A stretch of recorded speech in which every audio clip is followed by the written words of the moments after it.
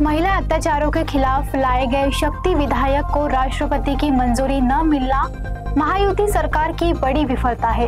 इसी मुद्दे पर अब विपक्ष सरकार को घेर रहा है। कांग्रेस के नेता विजय वडेट्टीवार ने सरकार पर तीखा हमला किया है। महिला सुरक्षा के लिए लाए गए शक्ति विधायक को लेकर महाराष्ट्र की राजनीति गर्मा गई है।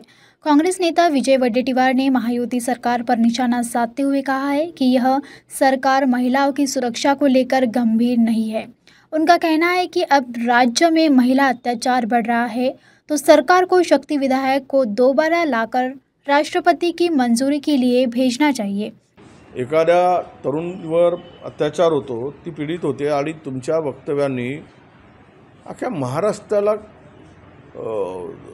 या सगळ्या ह्याच्यामुळं मान शर्मेने घालावं लागतं, शर्मेने मान खाली घालावी लागते। म्हणून मी जे बोललो, माझं जे वक्तव्य आहे ते योगेश कदमांच्या संदर्भात जे बोलले ते पोलीस खात्यांना सपोर्ट करायसाठी बोलले असतील तर याला गृहमंत्री आणि दोनही उपमुख्यमंत्र्यांची सहमती आहे का हे त्यांनी क्लिअर करावं। एक दुसरी गोष्ट, शक्ती कायद्याची अंमलबजावणी करायसाठी आम्ही दोनही सभागृहामध्ये तो कायदा पास केला होता। राष्ट्रपतीच्या स्वाक्षरीसाठी पाठवला गेला। राष्ट्रपतीची स्वाक्षरी का झाली नाही, का करून घेतली नाही?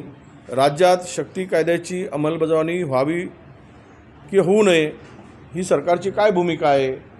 त्यांना हा शक्ती कायदा महाराष्ट्रात लागू करायचाच नाही का हे त्यांनी स्पष्ट केलं पाहिजे। आता त्यांनी स्वाक्षरी न केल्यामुळे ते विधेयक परत आलं। त्यांनी लॉ ज्युडिशरीने त्यांना सांगितलं की हे विधेयक आता आम्हाला लागू करता येणार नाही, ते विड्रॉ करावं लागेल, मागे घ्यावं लागेल। उद्याच्या कॅबिनेट पुढे येईल, ते कॅबिनेट पुढे आणून ते विधेयक मागे घेतलं जाईल। मग सरकार नव्यानं ते विधेयक आणणार आहे का?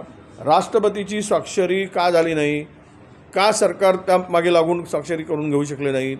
राज्यात हा कायदा लागू करण्यासाठी काय अडचणी आहेत? कारण सत्ताधारी लोक त्यामध्ये जास्त सहभागी होत आहेत। हा कायदा लागू झाला तर आमच्याच लोकांवर अधिक अडचण होईल, आमच्या लोकांची, असं सरकारचं म्हणणं आहे का? हे सगळी परिस्थिती पाहताना आता नव्यानं विधेयक आणणार की कायदाच करायचा नाही राज्यामध्ये आणि महिलांवरील अत्याचार वाढत राहू द्या, ते वाढत गेले पाहिजेत। खुलेआम तरुणींची, महिलांची इब्रत लुटली तरी यांना काही देणे घेणं नाही, अशा प्रकारची या सरकारची भूमिका आहे का हे स्पष्ट करण्याची आवश्यकता आहे।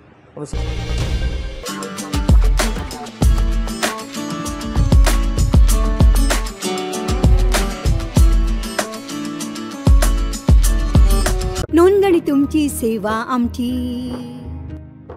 योगायोग मध्ये पडेल गाठ लग्नाची। होय, आम्ही लग्न जुळवतो।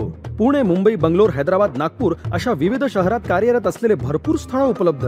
yogayogamatrimony.com ला आजच भेट द्या आणि उच्च शिक्षित स्थळांचा विशेषांक मोफत मिळवा। इथलं लग्न टिकतं।